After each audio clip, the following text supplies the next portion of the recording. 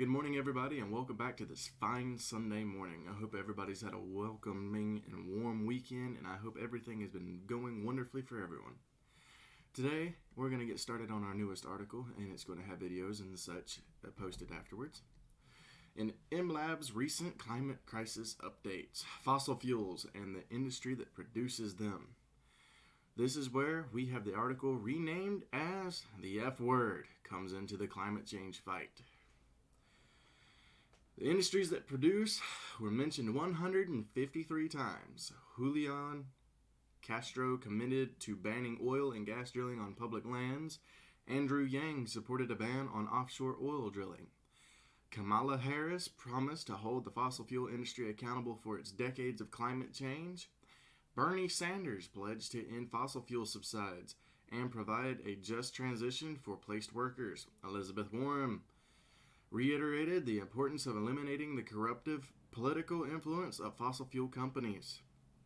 This emerging focus on the supply of fossil fuels compared to the usual fixation on consumer demand and greenhouse gas emissions goes beyond debate rhetoric. Most candidates have now put forward climate plans that include a multitude of supply-focused policies. Even 4 years ago, it would have been unthinkable to see mainstream politicians outbidding one another on their commitments to phase out fossil fuel production and hold the industry, legally, financially, and morally accountable. Bernie Sanders has been a notable exception that proves this rule.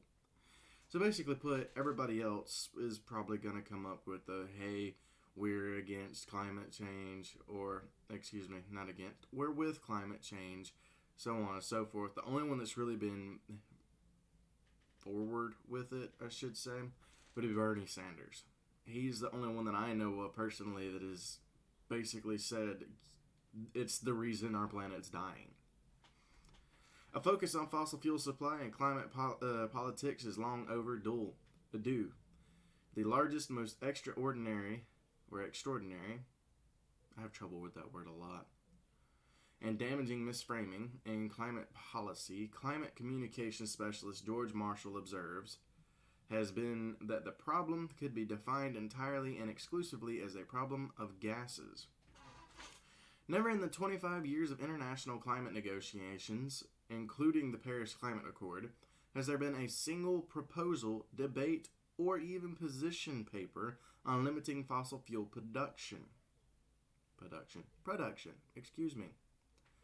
Unlike every other issue, overfishing, illegal logging, drug smuggling, or smoking, say when it comes to tackling climate changes, U.S. politicians have rarely talked about keeping fossil fuels in the ground. Until now. Basically, it sounds to me, personal opinion, as if everybody else is worried about targeting other things that they can make money off of and is not worried about doing anything about fossil fuels, gas, big oil, anything like that, because it fills pockets. Climate change is a real problem of coal, oil, and gas supply, as well as demand for several reasons. First, fossil fuels are responsible for over the majority of greenhouse gas emissions. As scientists have been warning for years, holding global warming well below the Paris Agreement's 2 degrees Celsius limit means that we simply cannot burn the majority of existing fossil fuel reserves, those already on the books of investor and state-owned companies.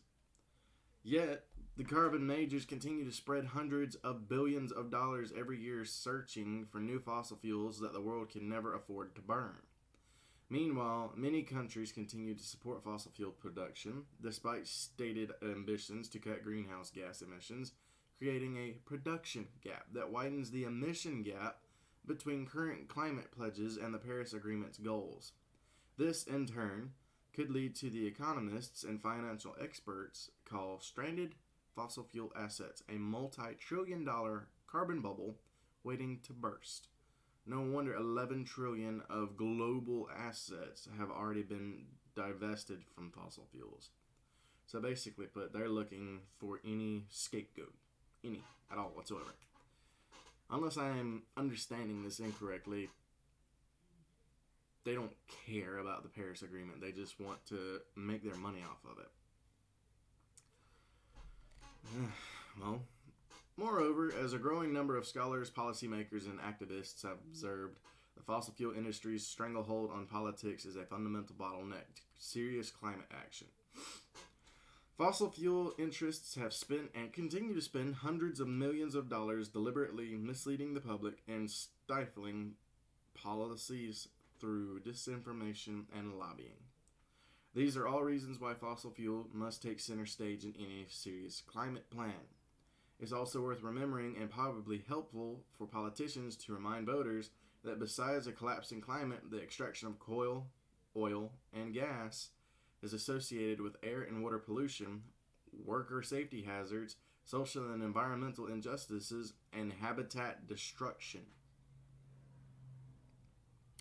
It's no accident that fossil fuels are becoming a political pariah. Many candidates have undoubtedly taken inspiration from climate champion Jay Inslee's comprehensive and supply-centric plan, yet the shift in political monument is also the product of long-term forces. Wow. Alright guys, that's all we've got for today. If you want to see our second video and second article of the day, please feel free to check back at about an hour or so. Should have the video posted up for the next article. Also check our LinkedIn for both of the full-fledged articles that you can read at any point in time, no matter what. They're always up. Please don't forget to try and check us out on Buzzsprout, Anchor, Instagram, Twitter, our YouTube, our LinkedIn, and our Reddit. Please don't forget that we also have a Snapchat and a TikTok. Thank you guys very much. Have a wonderful day.